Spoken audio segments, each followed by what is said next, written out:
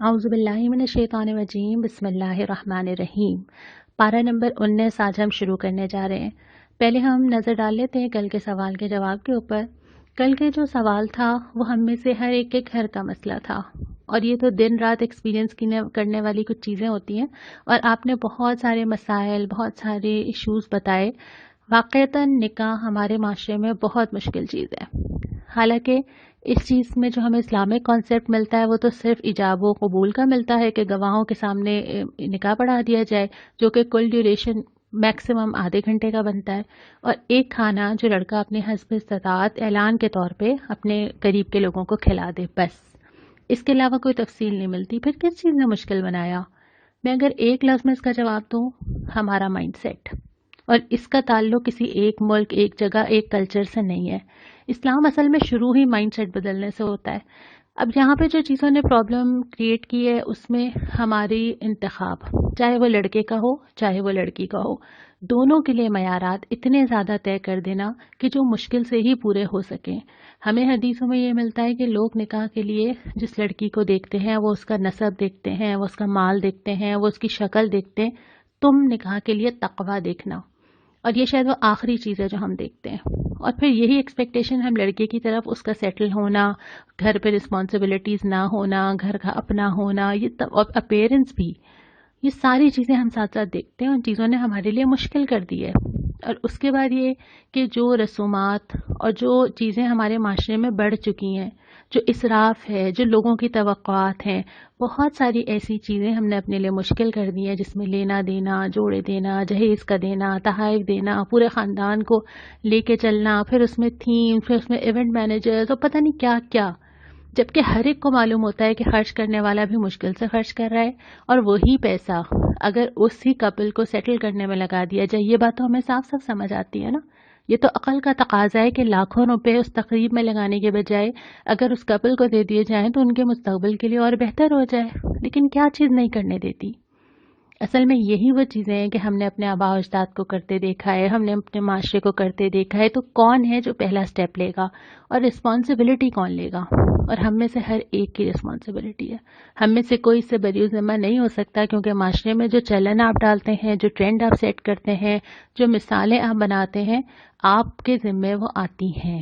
آپ اچھی مثال قائم کریں یا بری مثال قائم کریں، دونوں جو ہیں وہ آپ کے لیے آگے چل کے سلسلہ جاری کرتی ہیں۔ تو ہم نے پہلے بھی پڑھا تھا کہ ہر شخص دوہری ذمہ داری اٹھاتا ہے، اپنی بھی اور دوسرے لوگوں کے بھی۔ اور دوسری بات یہ کہ جتنا نکاح مشکل ہوگا اتنا معاشرے میں زنا پھیلے گا۔ اس کے بعد ہم شروع کرتے ہیں پارہ نمبر 19۔ شروع ہوتا ہے، سورہ فرقان ہماری چل رہی تھی، قیامت کے دن کی منظر کشی کی ہے کہ آسمان سے بادل نمودار ہوگا، لوگ خوفزدہ ہوں گے۔ اس روز حقیقی بادشاہی صرف رحمان کی ہوگی، رحم کرنے والے کی، کیونکہ اس کے رحم کے علاوہ اور کوئی سہارا نہیں ہوگا۔ اس کے بعد بھی فرمایا کہ جب رسول کیسز پیش کریں گے نا اپنی امت کے بارے میں، تو وہ کہیں گے کہ میری قوم نے قرآن کو چھوڑ دیا تھا۔ یہاں پہ لفظ مہجورہ استعمال ہوا ہے، جس کے دو معنی ہو سکتے ہیں۔ ایک تو یہ کہ حجر کیا تھا قرآن کے ساتھ، اس کو مانا نہیں تھا، انکار کیا تھا۔ ایک یہ کہ حجر کیا تھا قرآن کے ساتھ، یعنی اس کا مذاق بنا دیا تھا۔ اور مذاق بنانے کا مطلب یہ ہے کہ کتاب میں کچھ لکھا ہے اور میں وہ کر رہی ہوں جو میرا دل چاہ رہا ہے۔ مذاق بنانا یہی ہے کہ کتاب پکار پکار کے کہہ رہی ہے اور میں اس کو خاطر میں نہیں لا رہی۔ اور اس کے بعد پھر قرآن کے وقتاً فوقتاً اترنے کی حکمت بیان کی گئی ہے کہ جو قرآن اللہ تعالیٰ نے نازل کیا ایک ساتھ نہیں دیا، اس لیے کہ آپ کو آہستہ آہستہ یاد ہو، اس لیے کہ نبی کریم صلی اللہ علیہ وسلم جو پیغام پہنچا رہے تھے اس میں جو اعتراضات آ رہے تھے، مراحل آ رہے تھے، تو وہ ساتھ ساتھ جواب دیتا چلا جا رہا تھا۔ پھر یہ کہ وہ دل میں جگہ بنائے، آہستہ آہستہ تھوڑی تھوڑی ڈوز آ رہی تھی تاکہ اس کی جگہ بنتی جائے، اور اس کے ساتھ ساتھ عمل کرنا بھی تو آسان ہو نا۔ اگر سارے احکامات ایک ساتھ آ جاتے تو کتنا مشکل ہو جاتا۔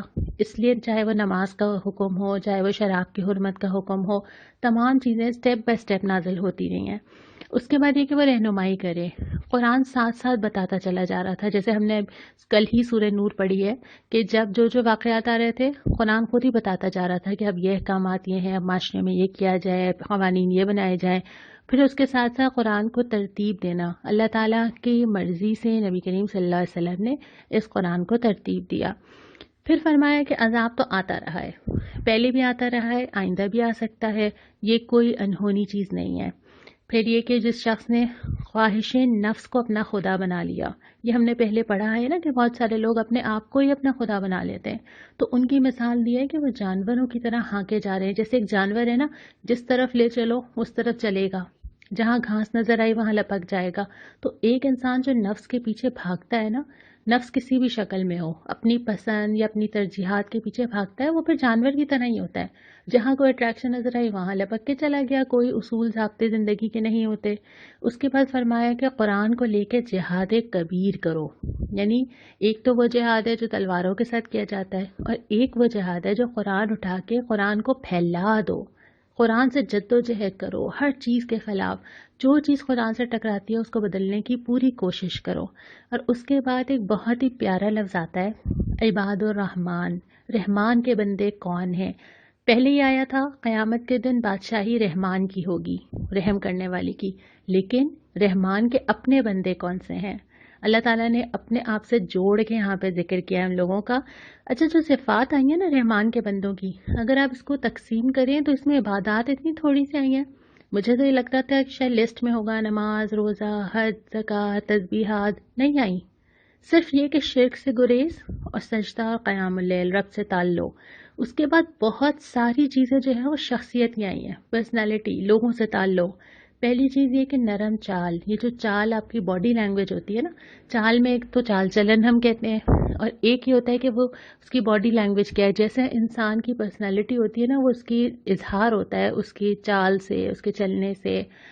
دوسری بات یہ کہ وہ خرچ میانہ روی سے کرتے ہوں، نہ بہت فضول خرچ ہوں نہ بہت بخیل ہوں۔ تیسرا یہ کہ ناحق قتل سے گریز کرتے ہوں۔ ناحق قتل کا ہم پڑھ چکے ہیں کہ جو قرآن میں قتل جائز قرار دیے گئے ہیں ان کے علاوہ کسی کی جان نہیں لیتے، جھوٹ پہ گواہ نہیں بنتے، کسی جھوٹی چیز کا حصہ نہیں بنتے، جاہلوں سے گریز کرتے ہیں، لوگوں کے منہ نہیں لگتے، اور اگر کوئی ان کے سامنے جاہل آ جاتا ہے تو وہ کہتے ہیں کہ تم پر سلامتی، اور اپنا راستہ الگ کر لیتے ہیں۔ پھر اس کے بعد یہ کہ زنا سے پاک رہتے ہیں، اور یہ چیزیں ہم نے پہلے بھی پڑھی ہے کہ زنا کی طرف جانے والی ہر چیز سے بھی اپنے آپ کو بچانا۔ پھر لغویات سے دور رہتے ہیں، جو آپ نے ابھی فہرست بنائی تھی نا لعب کی کہ کون کون سی چیزیں ہیں جو لغویات میں آتی ہیں، ان سے اپنے آپ کو بچا کے رکھتے ہیں۔ اور تیسری چیز یہ کہ پھر فکر مند ہوتے ہیں، اپنے لیے فکر مند ہوتے ہیں، اپنے گھر والوں کے لیے فکر مند ہوتے ہیں، دعا مانگتے ہیں کہ اللہ جہنم سے ہمیں بچا لے۔ یعنی ایک جو کانشیسنس ہوتی ہے نا کہ ایک انسان دنیا میں بے پرواہی کی زندگی نہ گزارے، وہ ان کے اندر موجود ہوتی ہے۔ لیکن ان تینوں چیزوں میں جو چیز سب سے زیادہ غالب مجھے اس میں نظر آئی تھی وہ یہ تھی کہ آپ کی اپنی شخصیت کیسی ہے۔ اس کے بعد پھر آگے چلتے ہیں دوسرے ربع کی طرف۔ سورہ شعراء یہ بھی مکی صورت ہے، اس کا آغاز ہوتا ہے نبی کریم صلی اللہ علیہ وسلم کو پہلے تسلی دی جاتی ہے کہ اے نبی، کہ آپ غم کے مارے اپنی جان کھو دیں گے؟ کیا غم تھا اللہ کے نبی صلی اللہ علیہ وسلم کو؟ صرف یہ کہ میری قوم ایمان نہیں لا رہی۔ اور پھر اس کے بعد تسلی دینے کے بعد حضرت موسیٰ کا ذکر کیا کہ اللہ تعالیٰ نے تو وہاں سے راستہ نکالا تھا جہاں سے وہم و گمان میں بھی نہیں تھا، سمندر پھاڑ کے اس کے اندر سے ان کو گزروا دیا تھا۔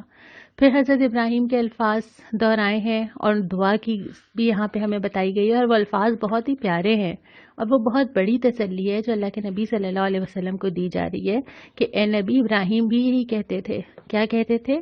کہ میرا تو خالق حقیقی، میرا رب تو اللہ ہی ہے، وہی مجھے پیدا کرتا ہے، وہی مجھے ہدایت دیتا ہے، وہی کھلاتا ہے، وہی پلاتا ہے، وہی شفا دیتا ہے، وہی موت دے گا، وہی زندگی دے گا، اور مجھے لالچ ہے، طمع کا لفظ استعمال ہوا ہے کہ مجھے لالچ ہے کہ وہ مجھے معاف کر دے۔ اس کے بعد قوم نوح کا ذکر آتا ہے۔ پارہ نمبر 19 کا جو تیسرا ربع ہے، یہاں پہ اللہ تعالیٰ نے قوموں کے ذکر تو دوبارہ کیے ہیں، لیکن اس دفعہ زاویہ مختلف ہے۔ پہلے یہ ذکر کیا تھا کہ یہ ساری قومیں عذاب کا شکار ہوئیں، اللہ تعالیٰ نے ان کی پکڑ کی۔ پھر ایک جگہ ذکر آیا تھا کہ ان ساری قوموں کو ایک ہی پیغام دیا گیا تھا کہ اللہ کی اطاعت کرو، اس کے علاوہ کسی کو شریک نہ کرو۔ اس دفعہ ان قوموں کو ذکر کرنے کی وجہ مختلف ہے۔ اس دفعہ ذکر یہ کیا گیا ہے کہ سارے نبی گئے، سب نے اللہ کی طرف بلایا، اور سب نے ایک ہی جملہ کہا، اور وہ جملہ کیا تھا؟ کیا تم اللہ سے بے خوف ہو گئے ہو؟ کیا تمہیں اللہ سے کوئی ڈر نہیں لگتا؟ قوم عاد کا ذکر ہے، بڑی بڑی عمارتیں بنا لی، اور بڑی بڑی عمارتیں بنانے کے بعد ایک ذہن میں ایک تصور تھا نا کہ اب تو ہم کتنا کچھ جان گئے ہیں، اب تو ہم جو چاہے کر سکتے ہیں، اب تو ہمارے اندر کتنی طاقت، کتنی ٹیکنالوجی، کتنی ترقی. لیکن ان سے بھی کہا گیا اللہ کا خوف نہیں رکھتے. پھر اس کے بعد قوم سمود جو کہ فسادی لوگوں کی اطاعت کرنے لگے، جو ہم نے پہلے بھی پڑھا تھا کہ ان لوگوں کی اطاعت نہ کرو جو زمین میں فساد پھیلا دیتے. اپنی لیڈرشپ سوچو کہ تم کس کے ہاتھ میں دے رہے ہو. پھر قوم سمود کی بھی یہی فرمایا گیا کہ کیا تم اللہ کی اطاعت نہیں کرتے، کیا تم اللہ سے ڈرتے نہیں ہو، کیا تمہیں اللہ کا خوف ہی نہیں ہے. پھر قوم لوط ہم جنس پرستی میں مبتلا تھے، ان سے بھی یہی پوچھا گیا. پھر اس کے بعد اصحاب الایکہ کا ذکر ہے کہ جو لوگوں کو گھاٹا دیتے تھے، ان سے بھی یہی کہا گیا کہ کیا تم اللہ سے ڈرتے نہیں ہو. میں نے ایک دفعہ پہلے بھی یہ بات کی تھی کچھ دیر پہلے، اور میں دوبارہ یہ بات دہرا رہی ہوں کہ اللہ تعالیٰ نے جو جرائم گنوائے ہیں نا، اس کا بڑا تعلق زمین میں فساد برپا کرنے سے ہے. خواہ وہ ہم جنس پرستی ہو، خواہ وہ لوگوں کو گھاٹا دینا ہو، ترازو میں ڈنڈی مارنا ہو، فساد کا برپا ہو جانا ہو. اللہ تعالیٰ نے یہاں پہ اپنے حقوق کی ابھی بات ہی نہیں کی، حالانکہ وہ بھی بہت اہم ہے. لیکن اللہ تعالیٰ نے ان چیزوں کی خاص طور پہ بات کی ہے جو زمین میں فساد برپا کرتے ہیں. عبادتیں بھی بہت اہم ہیں، نماز، روزہ، حج، زکوٰۃ، انفاق بہت اہم ہے، لیکن جو چیزیں لوگوں کو متاثر کرنے والی ہیں ان کے اثرات بہت بہت دور تک جاتے ہیں. تو یہاں پہ بھی حالانکہ یہ ساری قومیں وہ بھی تو تھیں کہ جنہوں نے نبیوں کو تنگ کیا ہے، جنہوں نے اسلام لانے سے انکار کیا ہے، لیکن یہاں پہ جو جرائم گنوائے گئے ہیں نا، وہ ہیں جو زمین میں مسائل پیدا کرتے ہیں، جو اللہ کی زمین پہ فساد برپا کرتے ہیں. اس کے بعد پھر ذکر آئے اس قرآن حکیم کا. پہلے بھی آیا تھا، دوبارہ آ گیا. اللہ تعالیٰ کی یہ کتاب جو اللہ تعالیٰ نے میرے گھر میں، میرے ہاتھ میں دے دی، فرمایا کہ یہ رب العالمین کا نازل کردہ ہے. پہلی چیز جو درست ہو جانی چاہیے، جو سورہ فاتحہ میں ہی پہلے سپارے میں پہلے جملے میں الحمدللہ رب العالمین، جو ہر نماز میں ہر رکعت میں الحمدللہ رب العالمین. مسائل شروع اسی کانسیپٹ سے ہوتے ہیں کہ انسان اس دنیا کا رب کس کو مانتا ہے. اگر انسان یہ بات مانتا ہے کہ ان تمام جہانوں کا رب اللہ ہے، وہی چلا رہا ہے، وہی کھلا رہا ہے، جو ابھی حضرت ابراہیم کی دعا کے الفاظ تھے کہ وہی مجھے کھلاتا ہے، وہی پلاتا ہے، وہی زمین سے کچھ اگاتا ہے تو میرے رزق کا بندوبست ہوتا ہے، وہی بارش دیتا ہے تو یہ غلہ نکلتا ہے، تو میں تو ہر چیز کے لیے اللہ کے محتاج ہوں ہی. لیکن اگر میں اس کو قبول کر لوں کہ اللہ رب العالمین میرا رب ہے، پھر یہ میرے لیے صرف بک نہیں ہے، پھر یہ میرے لیے مکمل ہدایت ہے جو میرے پالنے والے نے میرا مینول میرے ساتھ بھیجا ہے. جیسے کہ ہمارے موبائل کے ساتھ بھی ایک مینول ہے، میں اگر بلینڈر بھی خریدوں گی تو اس کے ساتھ ایک مینول ہے. کوئی بھی چیز خریدنے جاتی ہوں ایک چھوٹی سی کتاب اندر سے نکلتی ہے کہ اس کو استعمال کیسے کرنا ہے، اور ایسا نہ ہو کہ تم کوئی غلطی کر جاؤ، اور ایسا نہ ہو کہ تم اس کو جلا دو یا تم خراب کر دو. بنانے والا ساتھ ہدایات بھیجتا ہے کیونکہ استعمال کرنے والے کو نہیں پتا کہ کیا کیا احتیاطیں کرنی چاہیے. اللہ رب العالمین نے میرا اور آپ کا مینول ساتھ بھیجا ہے کیونکہ مجھے نہیں پتا کہ میں اپنے آپ کو کیسے کیسے نقصان پہنچا لوں گی. تو اللہ تعالیٰ چاہتا ہے کہ میں وہ پڑھوں، مجھے معلوم ہو کہ ہاں تمہارے لیے بھلائی، فلاح، آسانی کس راستے میں ہے. لیکن مجھ سے بڑا بدقسمت کون ہوگا کہ اگر میں نے پوری زندگی وہ مینول ہی نہیں پڑھا. اور نہ پڑھنے کا وجہ کیا ہو سکتی ہے؟ یا تو یہ میں اس کی ضرورت ہی محسوس نہیں کرتی. تو اسی لیے یہاں پہ پہلی بات تو یہ فرمائی کہ وہ نازل کس نے کیا ہے، اس کی عظمت کو محسوس کرنے کی ضرورت ہے. اس رب العالمین نے جو تمہارا پیدا کرنے والا اور اس کائنات کو چلانے والا ہے. دوسری بات یہ کہ یہ صاف صاف عربی زبان میں آیا ہے، بہت آسان ہے سمجھنا. ابھی ہم اتنے دن سے جو قرآن پڑھ رہے ہیں، کیا قرآن پڑھنا بہت مشکل کام ہے؟ نہیں ہے. قرآن دلوں میں اترتا ہے، انسان یکسو ہو کے بیٹھتا ہے تو قرآن کی ایک ایک آیت سمجھ آتی ہے. عربی زبان میں ہے اور نبی کریم صلی اللہ علیہ وسلم کی پسندیدہ زبان ہے. لیکن ہمیں یہ لگتا ہے کہ ہمیں ٹرانسلیشن مل جائے، ہم کیوں نہ عربی زبان یاد کرنے کی کوشش کریں. ہم بہت ساری زبانیں خوشی سے، مجبوری سے پڑھتے ہیں. ہماری نیشنل لینگویج نہیں ہوتی لیکن ہم انگلش پڑھتے ہیں، ہم سندھی پڑھتے ہیں کیونکہ ہمیں مارکس چاہیے ہوتے ہیں. ہمیں کوئی ڈرامہ پسند آ جاتا ہے، ہم ٹرکش لینگویج پڑھنا اور سمجھنا شروع کر دیتے ہیں. ہمیں دنیا بھر میں سب سے زیادہ بولی جانے والی لینگویجز کی فکر ہوتی ہے تو پھر ہم اور لینگویجز یاد، کبھی اسپینش، کبھی کچھ اور یاد کرنا شروع کر دیتے ہیں. بہت سارے لوگ فرینچ کی کلاسز لے رہے ہوتے ہیں، تو عربی کیوں نہیں؟ اللہ تعالیٰ کی زبان جس میں اللہ تعالیٰ نے مجھ سے بات کی ہے، جس میں زیادہ اچھی طرح سمجھ سکوں، جو اللہ کے نبی صلی اللہ علیہ وسلم بولتے تھے، میں کیوں نہ عربی بولوں اور میں کیوں نہ عربی سیکھوں؟ تو ضرور کوشش کیجیے کہ جتنا پاسبل ہو ہم عربی لینگویج ضرور سیکھیں۔ تیسری بات یہ کہ یہ کتابوں کی جو پہلے آ چکی ہیں ان کی تصدیق ہی کرنے والی چیز ہے، کوئی ایک دم نئی چیز نہیں آئی ہے، بلکہ جو ہدایات اللہ تعالیٰ کی طرف سے حضرت آدم کے زمین پہ آنے کے بعد ایک سلسلہ چل رہا تھا، اسی کا تسلسل ہے جو آج تم تک پہنچا ہے۔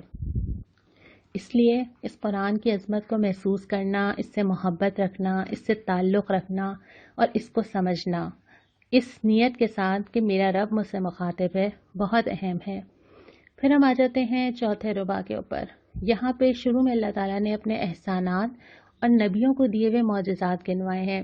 ہم نے سورت جب شروع کی تھی تو اللہ تعالیٰ نبی کریم صلی اللہ علیہ وسلم کو تسلی دے رہے تھے نا، آس پاس حالات مشکل بھی ہوتے ہیں، بظاہر روشنی نظر بھی نہیں آ رہی ہوتی، کیا ہوگا کیسے ہوگا۔ اللہ تعالیٰ نے یہ بتایا ہے کہ دنیا میں جب بھی کوئی ایسی مشکل آئی ہے، اہل حق کو کوئی مشکل آئی ہے، اللہ تعالیٰ ان کے ساتھ موجود رہا ہے، اور اللہ تعالیٰ نے وہاں سے ان کی مدد کی ہے جہاں سے انہوں نے کبھی سوچا بھی نہیں تھا۔ تو یہاں پہ اللہ تعالیٰ کے احسانات بھی گنوائے گئے ہیں اور نبیوں کو دیے ہوئے معجزات بھی گنوائے گئے ہیں۔ حضرت موسیٰ کو جو معجزات دیے گئے تھے اس میں سے دو اہم چیزوں کا یہاں پہ ذکر کیا ہے کہ اپنی لاٹھی کو زمین پہ ڈالتے تھے اور وہ سانپ یا اژدہے کی شکل اختیار کر لیتی تھی۔ دوسرا ان سے کہا جاتا تھا کہ اپنا ہاتھ اپنے بغل میں ڈالو اور وہ چمکتا ہوا نکلے گا۔ حضرت داؤد اور سلیمان کو بہت علم دیا گیا تھا اور خاص طور پہ حضرت سلیمان کو یہ معجزہ دیا گیا تھا کہ وہ پرندوں کی بولیاں اور جانوروں کی باتیں سمجھ لیتے تھے اور ان کے لشکر میں یہ سب شامل تھے۔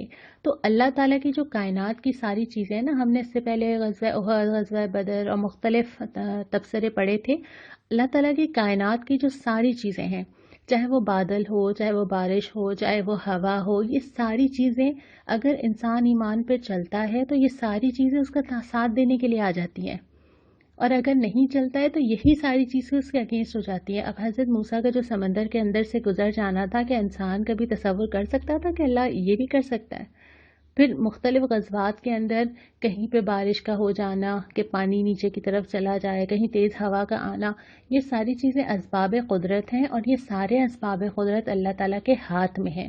تو اللہ کی قدرت ہماری تھوڑی سی جو کوشش ہے اس سے بہت زیادہ ہے، اور ہماری کوششوں میں اللہ تعالیٰ اپنی قدرت سے اضافہ کر سکتا ہے۔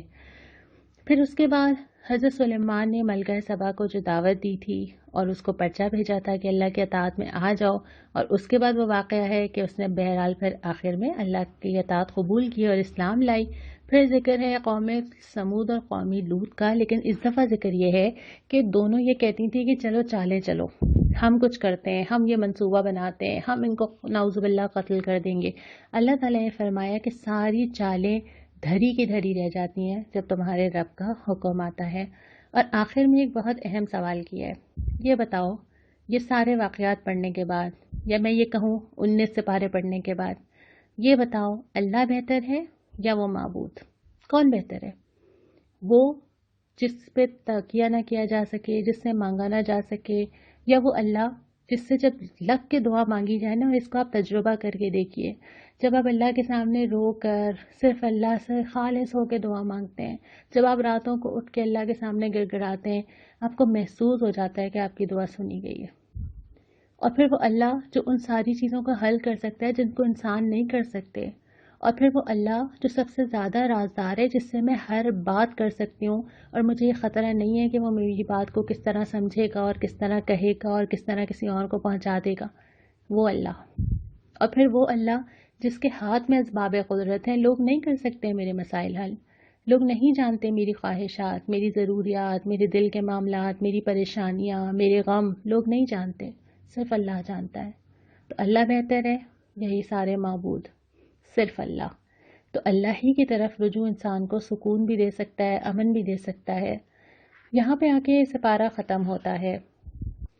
آج کا جو سوال ہے وہ یہ ہے کہ سورۃ الشعراء کی 7 آیتیں، آیت نمبر 213 سے لے کے 220 تک، ان 7 آیات میں ہمیں کیا ہدایات ملتی ہیں؟ یہ آپ انشاءاللہ تعالیٰ مجھے بھیجیں گے۔ اور آج کی جو دعا ہے، آج کے سپارے میں بہت ساری دعائیں آئی ہیں، 4 دعائیں آج کے سپارے میں آئی ہیں۔ سورہ فرقان کی 2 دعائیں ہیں، سورہ شعراء کی دعا ہے اور سورہ نمل کی دعا ہے۔ سورہ نمل کی دعا ہم پڑھ لیتے ہیں آج، اور اسی پہ ہم آج اس سپارے کا اختتام کریں گے۔ دعا یہ ہے: رب أوزعني أن أشكر نعمتك التي أنعمت علي وعلى والدي وأن أعمل صالحا ترضاه وادخلني برحمتك في عبادك الصالحين۔ اے میرے رب، مجھے قابو میں رکھ، میں تیرے اس احسان کا شکر ادا کرتا رہوں جو تو نے مجھ پر اور میرے والدین پر کیا۔ ایسا عمل صالح کروں جو تجھے پسند آئے، اپنی رحمت سے مجھے صالح بندوں میں شامل کر لے، آمین۔ یقیناً اللہ تعالیٰ کا احسان ہے کہ اللہ تعالیٰ نے ہمیں مسلمان بنایا، اور اللہ تعالیٰ ہم سے وہ کام کروا لے کہ ہم اللہ کی رحمت کے مستحق ہو جائیں۔ ہم سب ایک دوسرے کے لیے دعا کریں۔ انشاءاللہ تعالیٰ کل ہم پارہ نمبر 20 کا آغاز کریں گے۔ السلام علیکم ورحمۃ اللہ۔